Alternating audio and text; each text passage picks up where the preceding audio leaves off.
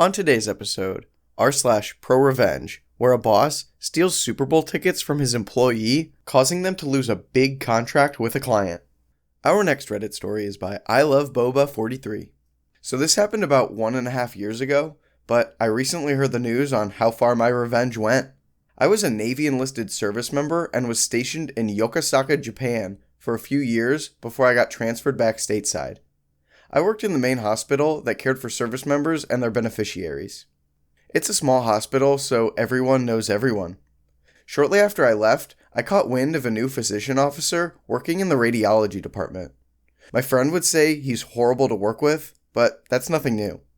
However, someone saw him print a letter and left it on his desk and took a picture of it to send it to me. He's requesting to move from enlisted housing to officer housing. Edit. Found out it's not a private letter. He did actually send it to housing, and most of housing is ran by enlisted members. For context, military housing is available for those who are married, have a family, or are qualified based on their rank and depending on the military base itself. Typically, officer housing is much nicer than enlisted.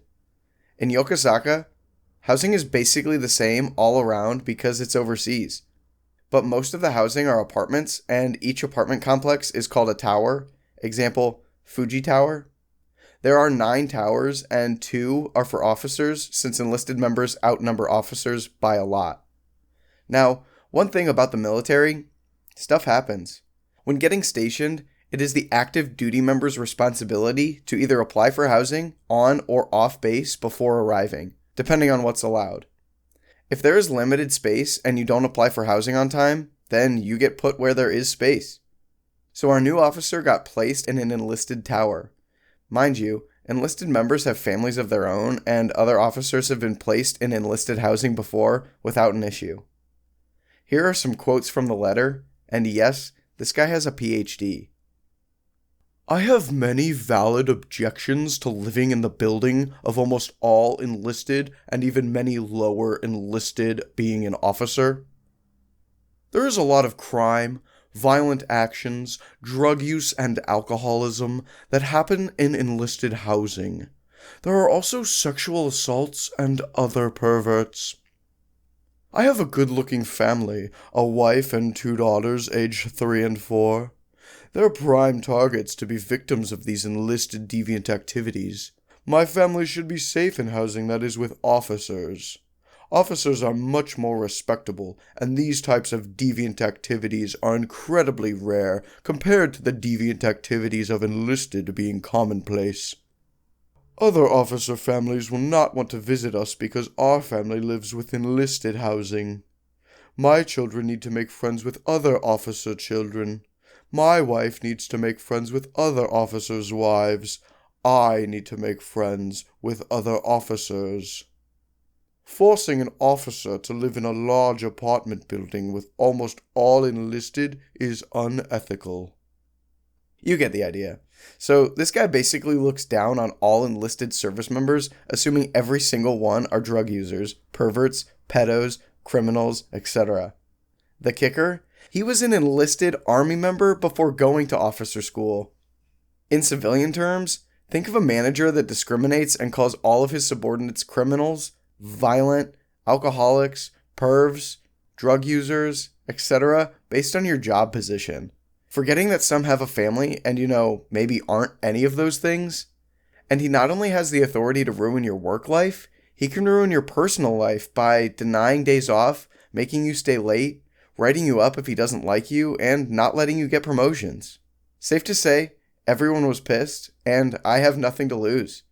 I was separating soon and figured I'd have some fun before I get out. I created a burner Facebook account and posted the letter and the officer's picture on a popular military enlisted group page. Within 2 days, it spread like wildfire. But I wasn't done yet. The military had something called challenge coins. Think of trading cards, but custom coins that came in many shapes and sizes. I designed one with his face and a big middle finger on the back. On top of that, I designed stickers to show how proud us deviants are. Other coin designs came from other people as well, but so far I think mine was more popular. I sold over 70 coins to the initial person who originally sent me the picture at a huge discounted price so she can sell them for a profit for herself. So the officer's face is everywhere because most people keep their coins displayed on their desk. No matter where the officer went at work, he would see his face on someone's desk. And since it didn't have his name on the coin, you can't officially say that it's him. I sold more stateside and even some got sent to Europe. I made about $3,000 overall, which was nice. The story even got featured on the online naval newspaper and on 2 popular YouTube channels. And if you're military, you know that the only time big military cares is when it's too big to sweep under the rug. This story got the officer sent up to captain's mast, which is like naval court. He tried to say his wife was the one who wrote the letters, but nobody is believing it because her writing style is way worse. She even tried to take the fall, but no one believed her. They both ended up deleting all of their social media. Due to this, he got served 3 UCMJ articles, which basically are his offenses. But there's more. When you're in the military, you have a deadline on how long you can take to be a certain rank. If you don't pick up, then you're kicked out. And because he's new and got served UCMJ articles, he won't be up for promotion and therefore was involuntarily separated. Also, the officer program that he went through pays for his PhD. When the military pays for your PhD, you have to serve 10 years to pay them back. If you don't complete 10 years, you have to pay the military back with money instead of time. So he lost his job and now has to pay back the military for his PhD. And since it takes a while for the paperwork to have him and his family sent back stateside, you can bet he socially suffered because no one worked with him. I feel like this story belongs in nuclear revenge. Yeah, this guy was stupid and wrote a dumb letter about how enlisted are all deviants and whatever, but he clearly was just trying to make himself look better for the officers. He's just one of those guys, unfortunately. But now, he lost out on his military career and has to pay back a PhD. I don't think that the punishment fits the crime in this situation. Our next Reddit story is by Branson On. My boss stole my Super Bowl tickets, so I made him lose a major client. With the NFL playoffs back on, I thought you all might enjoy this football-related revenge story. I'm a huge 49ers fan, the rabid all-day tailgate in the parking lot type. A few years ago, we made it to the Super Bowl. I was working at a consulting firm with a handful of accounts I would interact with directly. One client in particular knew how big of a Niners fan that I was. I was the day-to-day lead on his account. He really liked working with me, and we became friends, often grabbing drinks or dinner after our meetings. He had access to a pair of extra company seats to the game, and as a thank you, wanted to give them to me as a gift. He passed the tickets over to the partner on the account, who I will refer to as DP, to be given to me as a surprise. The game came and went. We lost. It sucked. The next time we met, we went to drinks afterwards, and he mentioned, "Hey, by the way, why didn't you go to the game? I heard someone else was in your seats." I asked, "What game?" He said, "The Super Bowl." Confused, I answered, "I didn't have seats to the Super Bowl." He told me that he gave DP a pair of his company tickets for me as a gift so I could attend. I had zero idea what he was talking about. He looked shocked, told me to quietly ask around about it and get back to him. When I was back in the office the next week, I found out through one of the secretaries that DP had given a pair of Super Bowl tickets to another one of his clients as a gift from our company. I might have let this sort of thing go to keep the peace under different circumstances, but these were seats on the 30-yard line to see the 49ers play in the Super Bowl. I was pissed. I considered confronting DP myself, but realized it was the client who had noticed that I wasn't there in the first place, so if I let him handle it, there would be no blowback on me. So I texted him, "Hey, I just wanted to thank you so much for thinking of me with those seats. It appears that they were given to another one of our firm's clients." He texted back right away in all caps, "Are you kidding me? Pretend I never told you. Let me handle." He followed up with me about formulating a plan. A few days later, we were asked to come down for a meeting in their office. The client requested the partner to be present. Not entirely unusual. So DP and I hopped on a flight the next week and headed over to their office. Little did DP know, My client had orchestrated a wonderfully awkward little show to catch him red-handed. When we entered the conference room, it was all the usual suspects, along with a woman in her 30s that we didn't recognize.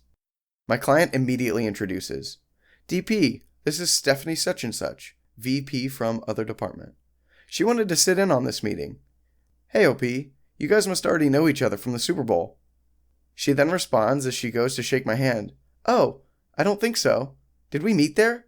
I'm sorry if I forgot. Client responds, Geez, Steph, how much did you have to drink? They were sitting right next to you. Client looks at me and I say, Sorry, client, I wasn't there. Are you thinking of someone else? At this point, DP is looking visibly uncomfortable, probably trying to come up with some excuse.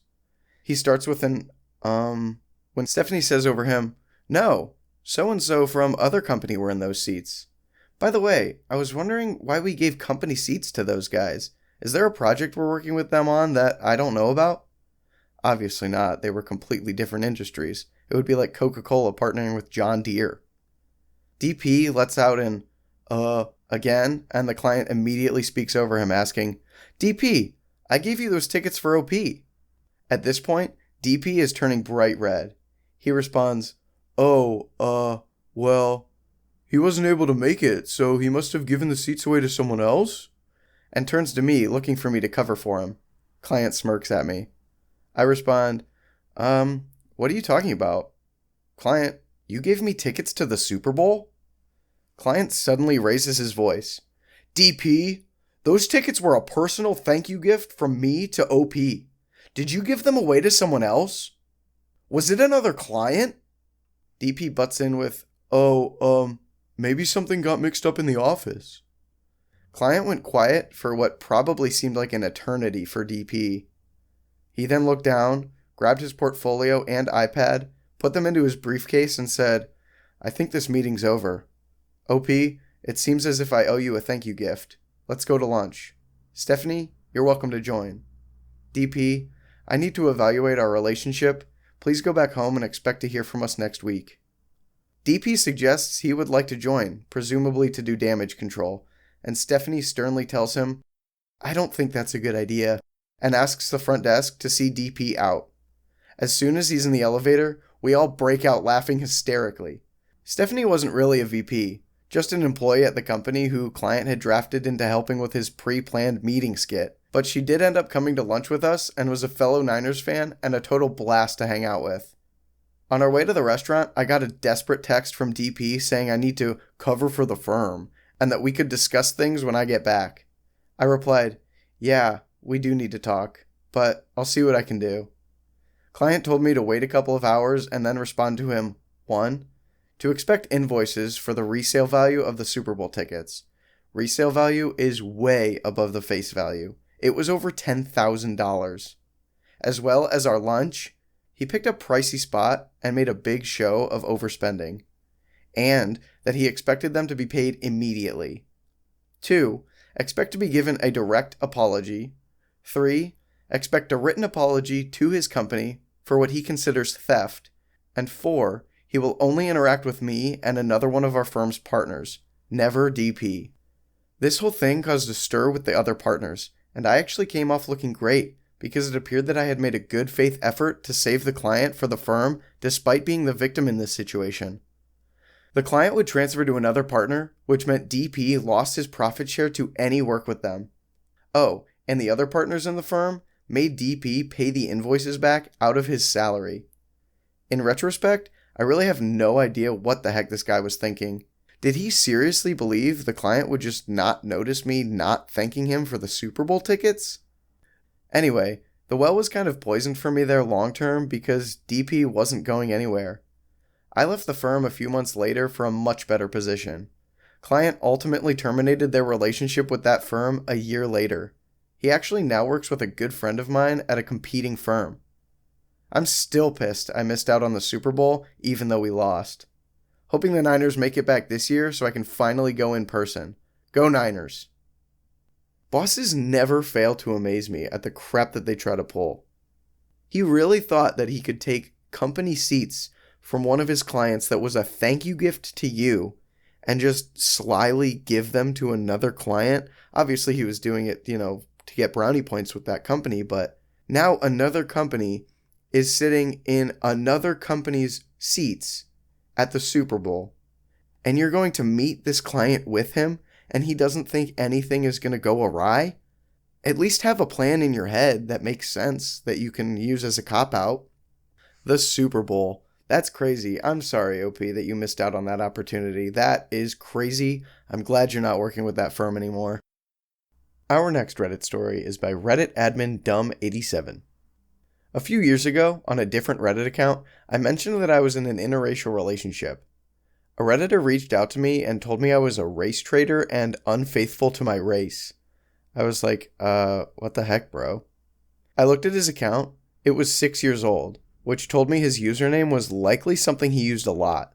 So I started Googling his username at Gmail, username at Yahoo, etc., and I found a match with Hotmail.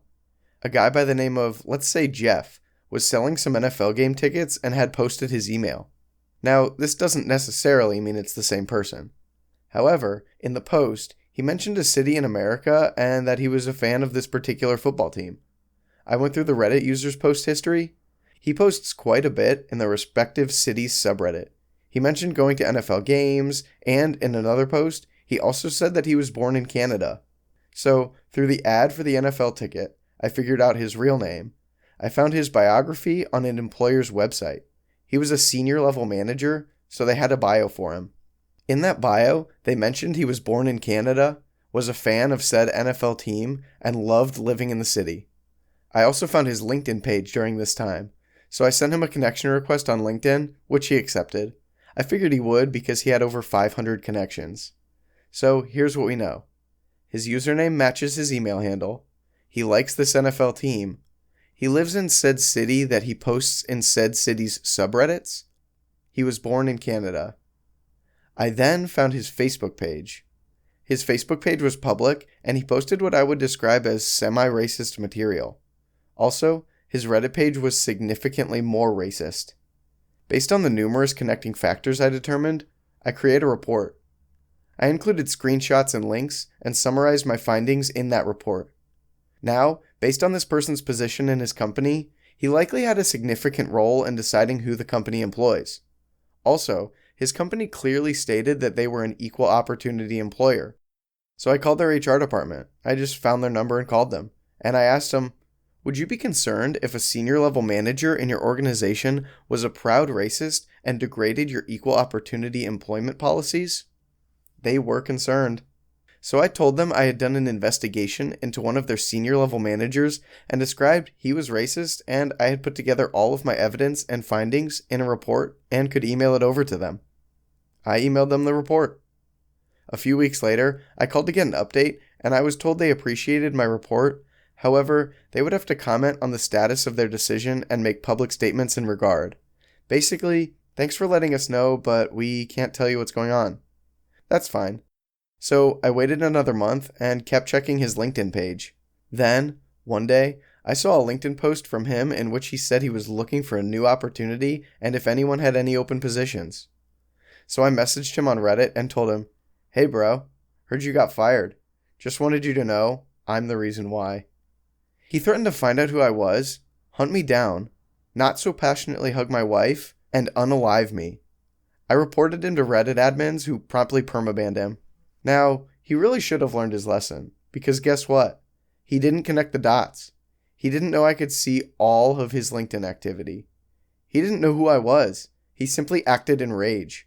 So I put his newest message in his folder and added it to the report, because you see, I can be an incredibly vindictive person.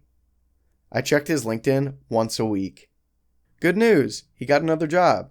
Bad news, their HR department was also quite easy to get a hold of and discuss their new hire's online racist, threatening behavior. However, let's just say I had a lovely conversation with his HR representative. She was a woman, and based on how she sounded and her name, I suspect a woman of color. So, yeah, I'm not sure what happened after this because a few weeks later his internet history was cleaned up and his LinkedIn page was deleted. However, this company listed their senior managers, which was what his position was. I never saw his name listed. What I suspect happened is after his HR reviewed my evidence, they terminated his employment with them. I would have totally gone after him a third time, but he got smart the second time around. Hey, by the way, Jeff, if you see this post, I'd love for you to send me a message. I really enjoyed the little game I played with you. I also question, how did you handle getting fired from 2 jobs back to back on your resume and in future job interviews? I think I would classify this story more as a nuclear revenge than a pro-revenge. You absolutely ended this guy's career. You mess with somebody's money, you're messing with their life.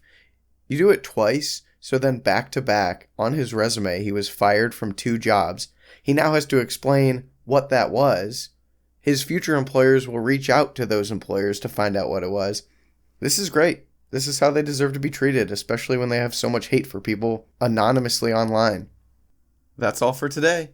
Thanks for listening. If you like this content, I'd appreciate if you subscribe to the channel, gave this video a like, and comment down below if there's anything else you want to hear.